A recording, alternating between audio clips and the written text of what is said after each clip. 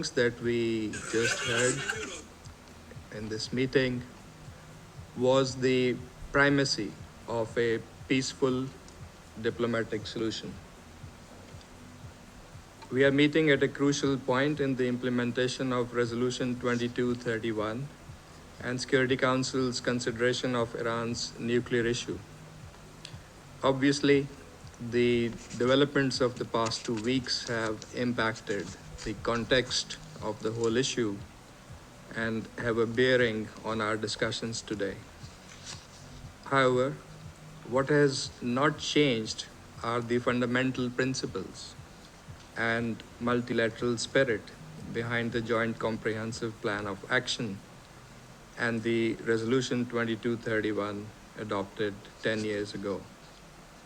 The JCPOA was a unique instrument, manifestation of an approach based on dialogue, diplomacy, and pragmatism.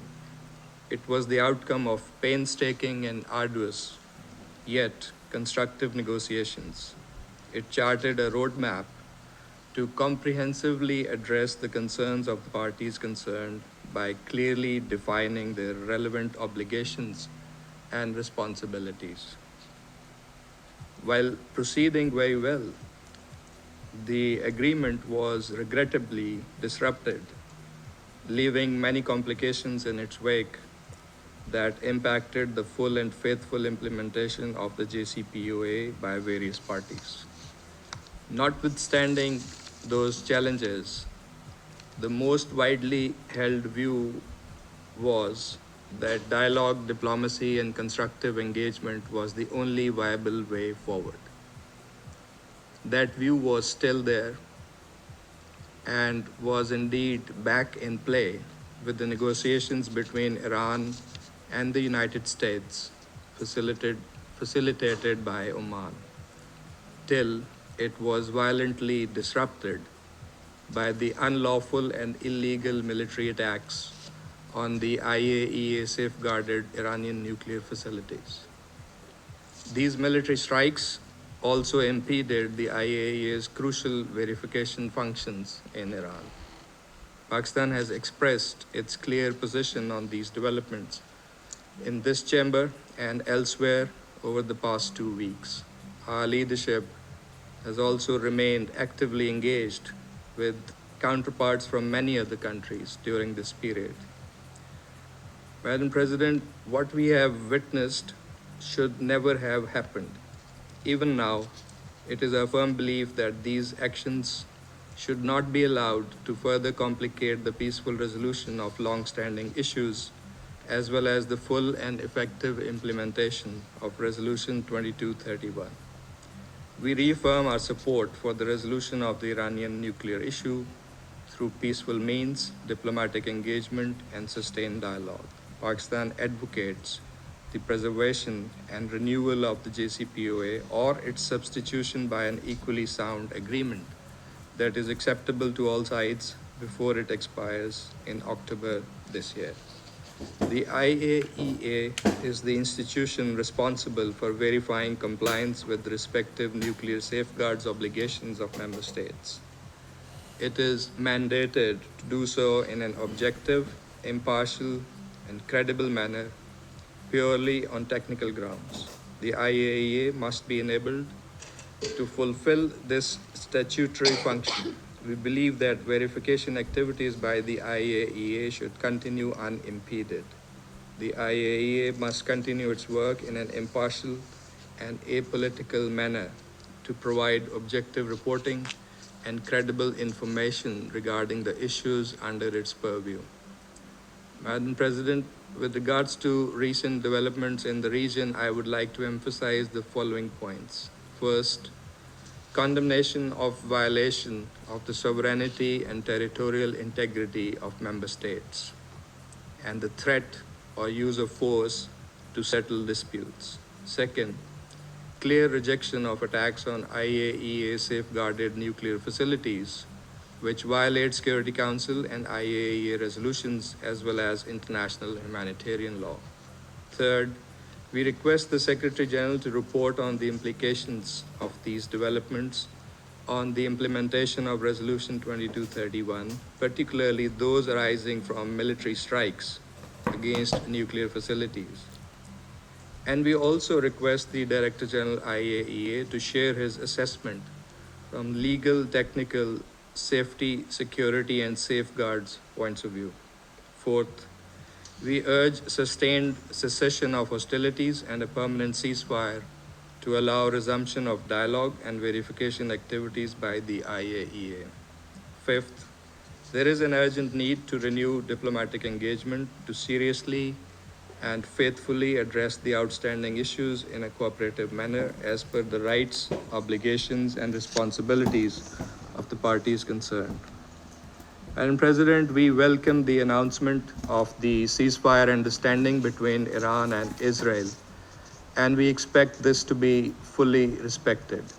We commend all those who played a pivotal role in facilitating this development and hope this positive step will contribute to lasting peace and stability in the region. This is a vital step that must now be followed up by constructive and comprehensive engagement. Pakistan firmly believes that all disputes must be resolved in accordance with the principles of the UN Charter and international law, including respect for sovereignty and territorial integrity. We call on all parties to fulfill their respective obligations and responsibilities and avoid any further escalation. Most importantly, the trust and confidence in the diplomatic engagement that was damaged by the unprovoked aggression must be meticulously restored. The Council should allow sufficient time to continuing efforts between the IAEA and Iran, as well as other parties, to resolve outstanding issues. Recent developments have yet again manifested the grave dangers that present themselves when there are violations of the UN Charter and international law. The cost of seeking to resolve issues through military means is more than evident. The region, and indeed the whole world, cannot be held hostage to such adventures, dangerous precedents, and spiraling escalations. Diplomatic engagement and the resumption of dialogue are the best means to resolve all outstanding issues. Diplomacy has delivered previously, and with the necessary political will, it can certainly deliver again. Lastly, allow me to inform the Council that following up on the draft resolution circulated by China, Pakistan, and Russia on Sunday, we have updated and revised the text to reflect the latest developments, including the ceasefire, and have circulated it to Council members. Securing the ceasefire was one of the primary objectives of the draft resolution, in addition to calling for a negotiated settlement of the Iranian nuclear issue and promoting respect for international law under all circumstances. We will engage constructively with fellow members on the text of this draft resolution with a view to arriving at a consensus outcome, signifying the Council's support for sustained ceasefire and sustained dialogue and diplomatic engagement for a lasting solution. I thank you. I thank the representative of Pakistan for his statement, and I give the floor to the representative of the United Kingdom. Thank you, President. And I thank Under-Secretary General De Carlo, Ambassador Lambrinidis, and Ambassador Zboga for your briefings. Let me start by welcoming the announcement by President Trump of a ceasefire between Israel and Iran. But the situation remains extremely fragile. We call on all sides to respect the ceasefire in full. Our priority remains stability in the Middle East, and we are clear that restarting this conflict is in no one's interest. Now is the time for a return to diplomacy. We, along with our partners, are clear that only diplomacy can achieve a durable solution to the Iranian nuclear threat. We urge Iran to take this opportunity to engage in negotiations now. It is critical that Iran does not miss this window for diplomacy. President, as we know, Iran's nuclear program has been far beyond any credible civilian justification, including an enriched uranium stockpile 40 times the limit set by the JCPOA. It is urgent that the IAEA have full access, especially on Iran's enriched uranium stockpile. We have been clear that Iran cannot develop or acquire a nuclear weapon. The UK, alongside our E3 partners, stands ready to support efforts towards a negotiated solution. We will use all diplomatic levers at our disposal to support a negotiated outcome and ensure Iran does not develop a nuclear weapon. President, finally, we commend the IAEA and the Director General for their vital work, including under the mandate of UN Security Council Resolution 2231. They have displayed professionalism and impartiality, and they have our full support. We urge Iran to cooperate with the IAEA in the interests of both safety and diplomacy. Colleagues, we urge all parties to urgently pursue a deal that establishes international confidence long-term that Iran's nuclear program is exclusively peaceful. This ceasefire is the first step towards that. I thank you. I thank the representative of the United Kingdom for her statement, and I give the floor now to the representative of China. President, I thank USG DiCarlo, Ambassador Lambrinidis of the EU delegation to the UN, and Ambassador Zboga, permanent representative of Slovenia, for their briefings. Israel and the United States, on the grounds of possible future threats, resorted to the use of force against Iran in serious violation of international law and Iran's sovereignty.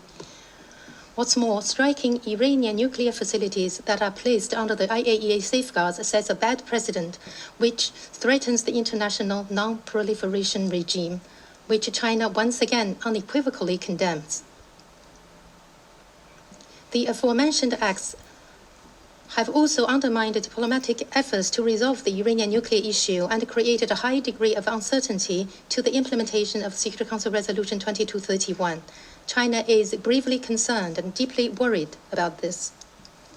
President, China has noted that some members of this council have done nothing but accuse Iran of violating its non-proliferation obligations in an attempt to justify the military actions of Israel and the United States. Here, China wishes to remind these countries of the following basic facts. It is none other than the United States that started the Iranian nuclear crisis. The United States unilaterally withdrew from the JCPOA in 2018. Thereafter, it reinstated and escalated unilateral sanctions against Iran and adopted measures of maximum pressure which prevented Iran from enjoying the economic dividends conferred by the agreement and forced the country to reduce fulfilling its obligations under the agreement. It is again the United States, throwing to the wind its own credibility, launched military strikes against Iranian nuclear facilities, undermining the negotiation process initiated by itself, leading the Iranian nuclear issue to yet another impasse and resulting in an abrupt escalation of the regional situation. Iran's sincerity in resolving the nuclear crisis should be valued. Up till today, Iran continues to fulfill its nuclear non-proliferation obligations and implement the Comprehensive Safeguards Agreement. Iran has repeatedly stated that it does not seek to develop nuclear weapons. It conducted several rounds of professional and pragmatic negotiations with the United States in a constructive manner and never abandoned its diplomatic efforts. However, some countries, citing the report of the Director General of IAEA in a one-sided manner and ignoring the positive aspects of Iran's cooperation with the agency, pushed for the adoption of a resolution by the IAEA Board of Governors without adequate consultations, thus jeopardizing the atmosphere of dialogue while intensifying tension and confrontation. We call on these countries to reflect long and hard on the adverse consequences of their irresponsible move. President, China is of the view that we have yet to exhaust all diplomatic means to resolve the Iranian nuclear issue, and there is still hope for a peaceful solution. It is necessary for all parties to draw lessons from this, restart the dialogue on an equal footing, and promote the return of the Iranian nuclear issue to the track of a political settlement. I wish to stress 3 points. First, the priority is to stop the fighting. Facts have shown that force is not an option for resolving international disputes, and there's no way that it can resolve the Iranian nuclear issue now. China has taken note of the current developments on the ground and looks forward to the realization of a genuine ceasefire that can effectively hold. The parties concerned should take practical measures to prevent the situation from escalating again. Meanwhile, the international community must make efforts to cool down the situation and promote dialogue and negotiation. Second, we must recognize that a political solution is the only way forward. The core aim and objectives set out in the JCPOA and Resolution 2231 remain valid in the next step of the political settlement of this issue. We must adhere to the general direction of a political and a diplomatic solution and oppose the use of force and illegal sanctions. In order to balance the objectives of nuclear non-proliferation and peaceful uses of nuclear energy, Iran must continue to abide by its commitment not to develop nuclear weapons, and parties should fully respect Iran's right to peaceful uses of nuclear energy as a state party to the NPT Treaty. All parties should insist on addressing the legitimate concerns through dialogue and consultation on an equal footing. Third, to start a dialogue and negotiation is the fundamental way forward. China supports all efforts to relaunch the Iranian nuclear negotiations and believes that this is also the position of the vast majority of Council members. The Security Council should play a constructive role in assisting parties in building trust, bridging differences, and creating conditions conducive to the resumption of negotiations. Relevant countries should abandon the practice of threatening to activate snapback mechanism at every turn, as this will only aggravate tensions and confrontations and even further jeopardize diplomatic efforts. A proper solution of the Iranian nuclear issue has a direct bearing on the authority and effectiveness of the international non-proliferation regime and is crucial to peace and stability in the Middle East. At present, the situation in the region is at a critical and crucial juncture. China calls on all parties to act with a higher sense of urgency and responsibility to de-escalate the situation as soon as possible and resume negotiations at the earliest possible date.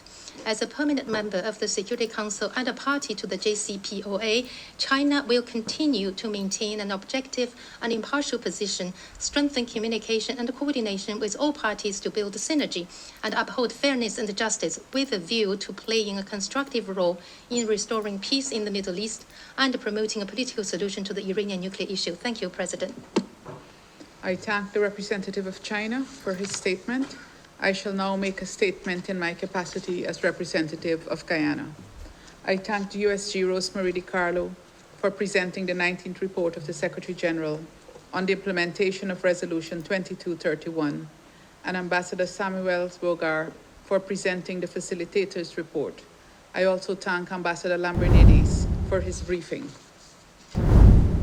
In light of the recent escalation over the past 2 weeks, Guyana welcomes the announced ceasefire between Israel and Iran. We reiterate our call for dialogue and a return to the negotiating table as the only way forward for a diplomatic solution, one that promotes regional and international peace and security. Guyana also urges all parties to exercise maximum restraint and to unequivocally commit to safeguarding all nuclear installations in accordance with their international obligations. Colleagues, we stand at a critical juncture, with Resolution 2231 being mere months away from expiration and a joint comprehensive plan of action still to achieve its core mandate. Guyana recalls that the JCPOA, endorsed by Resolution 2231, was meant to ensure that Iran's nuclear program will be of an exclusively peaceful nature. Guyana also recalls that Resolution 2231 encouraged member states to cooperate with Iran in the framework of the JCPOA, including through IAEA involvement.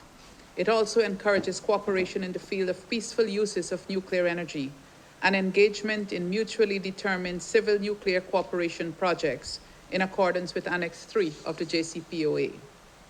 We acknowledge the 19th report of the Secretary General on the implementation of Security Council Resolution 2231.